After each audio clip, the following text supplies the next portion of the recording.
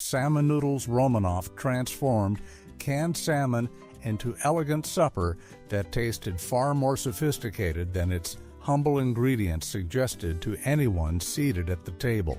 This casserole came directly from Betty Crocker's 1971 recipe card library, where it held the honored first position in the budget casseroles collection.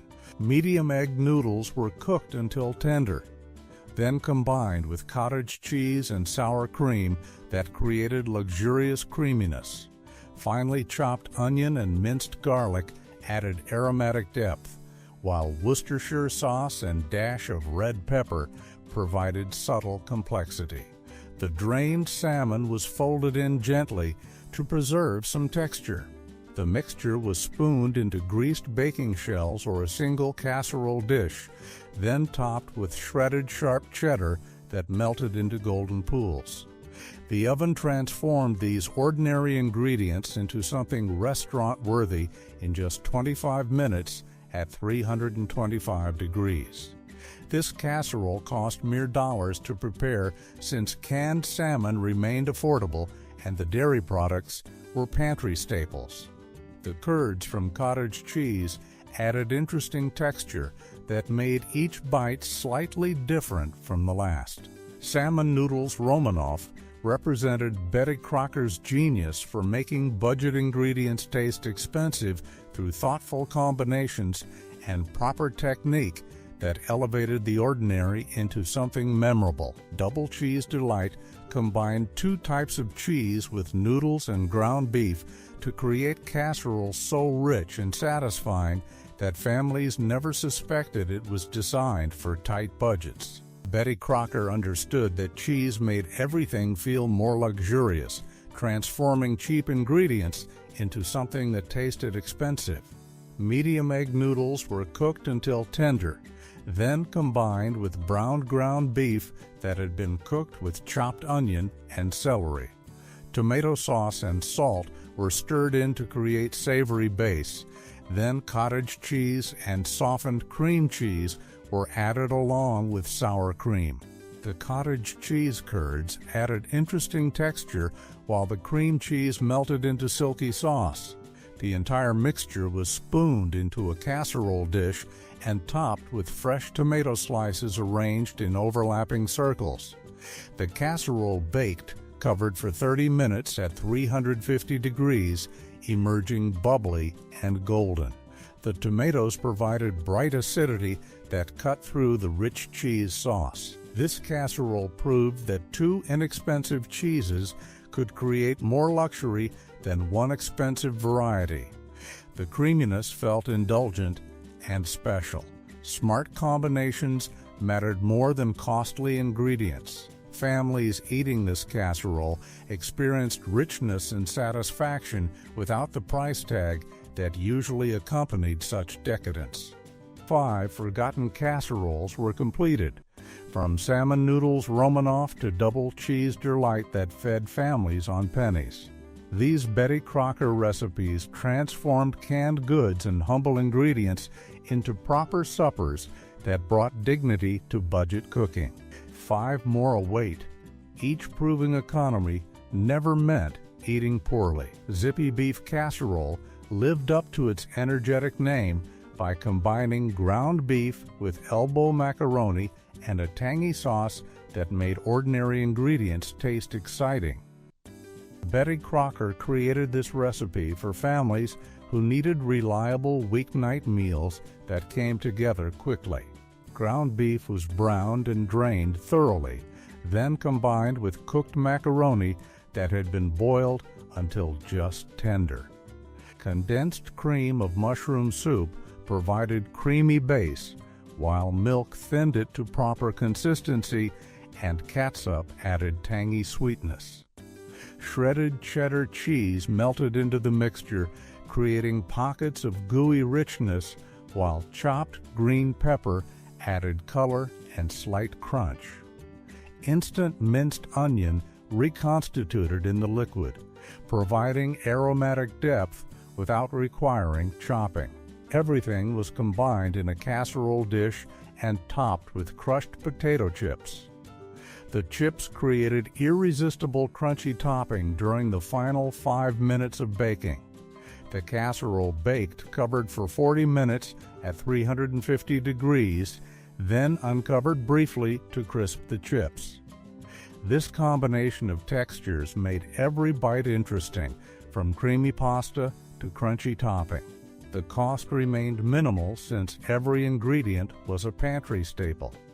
The potato chip topping elevated the humble casserole into something children requested repeatedly. Foil-wrapped dinners turned individual portions into complete meals that cooked simultaneously in one oven, making them perfect for families whose members arrived home at different times. Betty Crocker introduced this technique during the 1960s when aluminum foil became household staple. Round steak was cut into 1-inch pieces, then divided among 4 large sheets of heavy-duty foil alongside frozen peas, thinly sliced carrots, and quartered potatoes.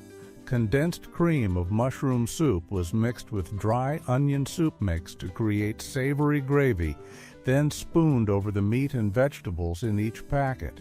The foil was folded and sealed securely to trap steam. Then the packets were placed on a baking sheet and baked for 50 minutes at 450 degrees. The high heat and trapped steam created tender meat and perfectly cooked vegetables without any stirring or monitoring.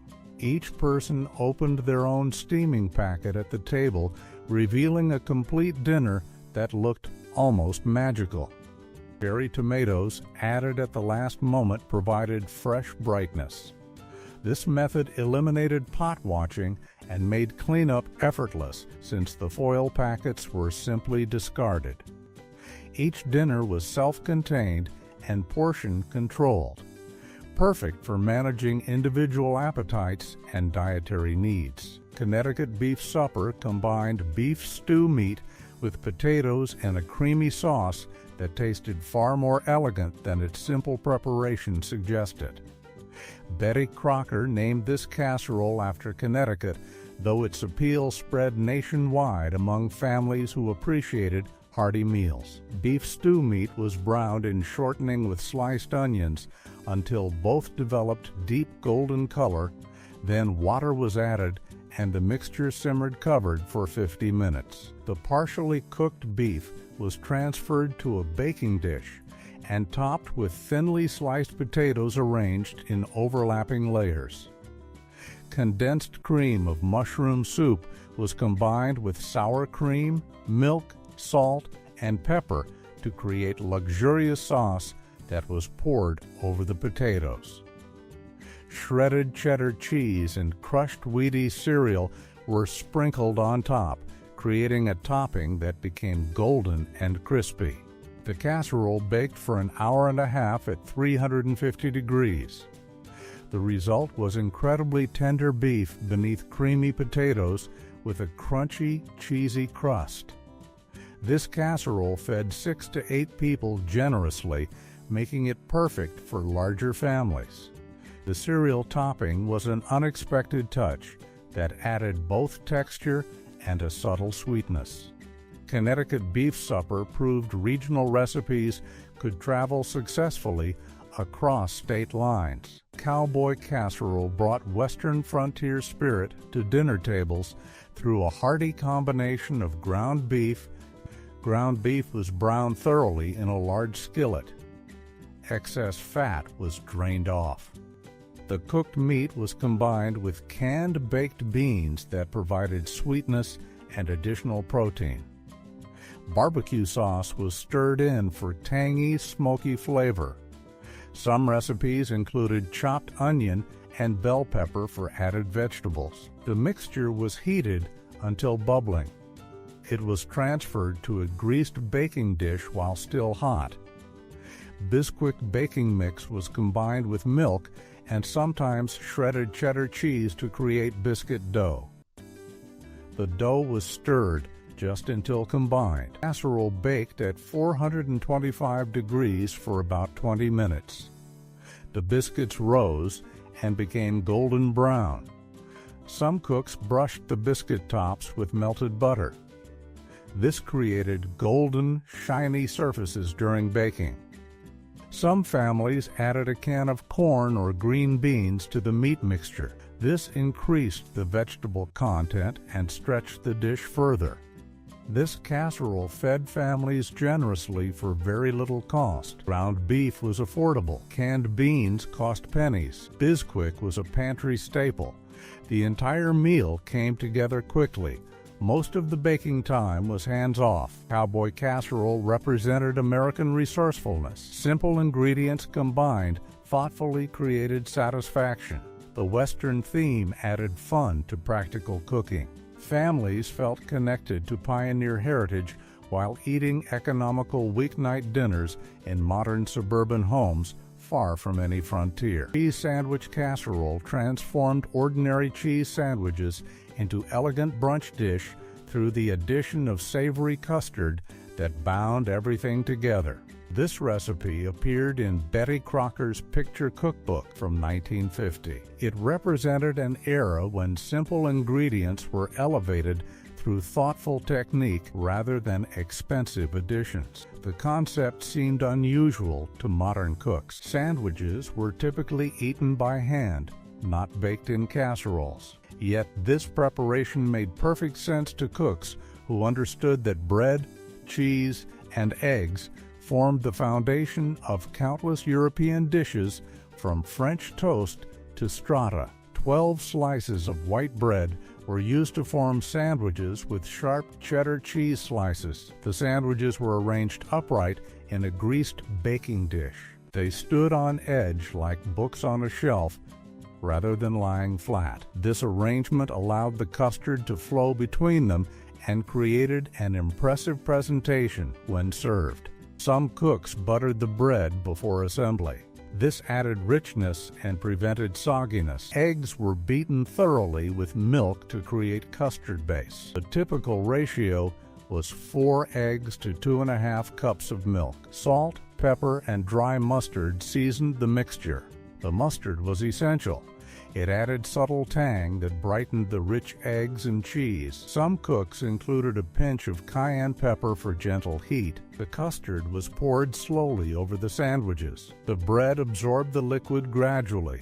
The casserole needed to sit for at least 30 minutes before baking. Some cooks assembled it the night before and refrigerated it overnight. This allowed maximum absorption and made morning preparation effortless. Curried tuna casserole brought exotic spices to Betty Crocker's 1965 Dinner in a Dish cookbook. This recipe represented American curiosity about international flavors during the post-war era. Curry powder was becoming more available in mainstream grocery stores. Home cooks were beginning to experiment with spices beyond salt and pepper. This casserole made curry approachable by pairing it with familiar ingredients like canned tuna and rice. The result was adventurous enough to feel exciting, but not so foreign that conservative eaters rejected it completely. Butter was browned in a small skillet with curry powder. This crucial step bloomed the spices and released their aromatic oil. The mixture was combined with condensed cream of mushroom soup and milk. The curry-flavored soup became the creamy sauce that bound the casserole together. The amount of curry powder could be adjusted according to family preferences. Some used 1 teaspoon for mild warmth. Others added 2 teaspoons for bolder flavor. Drained canned tuna was flaked and combined with cooked rice. The rice had been prepared according to package directions. Some cooks used chicken broth instead of water for extra flavor. Chopped onions added aromatic depth. The tuna and rice mixture was folded into the curried soup. Spanish rice casserole brought Tex-Mex flavors to Betty Crocker's 1950s cookbook collection. This dish combined ground beef with rice and tomatoes for a one-pot meal that satisfied completely. The name suggested international sophistication, though the recipe was thoroughly American in its approach. Spanish rice had been popular in the Southwest for generations. Betty Crocker's version made it accessible to families across the entire country. No special ingredients or techniques were required. Everything came from standard grocery stores and home kitchens. Ground beef was browned thoroughly in a large skillet. Chopped onion and bell pepper were added. They cooked until soft and fragrant. The vegetables added sweetness and color. Some cooks added minced garlic during the final minute of cooking. The mixture was seasoned with salt, pepper, and sometimes chili powder for extra heat. Uncooked regular rice was stirred into the beef mixture. It was cooked briefly in the meat drippings. This toasted the rice slightly and added nutty flavor. Canned tomatoes were added along with tomato sauce or tomato juice. The liquid needed to be enough to cook the rice properly. The typical ratio was 2 cups of liquid for every cup of rice. The mixture was transferred to a casserole dish. Some cooks kept everything in an oven-proof skillet. This eliminated extra dishes and simplified cleanup. The casserole was covered tightly with foil or a lid. Steam needed to be trapped inside to cook the rice tender. The dish baked at 350 degrees for about 45 minutes. Chicken, broccoli, and rice casserole combined protein, vegetables, and starch into the ultimate one-dish meal that Betty Crocker promoted during the 1980s. This casserole appeared in her casserole cookbook from 1981. It represented the culmination of decades of American casserole evolution. Earlier recipes had focused on economy and convenience. This version added nutrition and balance. Fresh or frozen broccoli provided vitamins and fiber. The green vegetable made the dish more complete and health-conscious. Chicken breasts were cut into bite-sized pieces. Some cooks used leftover cooked chicken. Others started with raw chicken that would cook during baking. Fresh broccoli florets were cut into small pieces. Frozen broccoli worked equally well and eliminated prep work. The broccoli could be used frozen without thawing. It would cook perfectly during the baking time. Cooked rice formed the starchy base. Some cooks used white rice for a mild flavor. Others preferred brown rice for added nutrition and nutty taste. The rice was combined with condensed cream of chicken soup and milk. This created creamy sauce that bound everything together. Shredded cheddar cheese was stirred in. It melted during baking and added richness. The chicken pieces and broccoli were folded into the rice mixture. Everything was combined gently. The mixture was spooned into a greased casserole dish. More shredded cheese was sprinkled on top. This created a golden, bubbly surface during baking. Some cooks added crushed crackers mixed with melted butter over the cheese. This provided extra crunch and visual appeal. The casserole baked at 350 degrees for about 45 minutes if using raw chicken. It baked for only 25 minutes if using pre-cooked chicken. The dish was done when the chicken cooked through and the casserole bubbled around the edges. The cheese on top melted and became slightly golden. This casserole represented complete nutrition in one dish. Protein came from chicken and cheese. Vegetables provided vitamins and fiber. Rice offered energy and substance. Busy families appreciated having everything combined. One dish meant less cleanup. The casserole could be assembled ahead and refrigerated until baking time.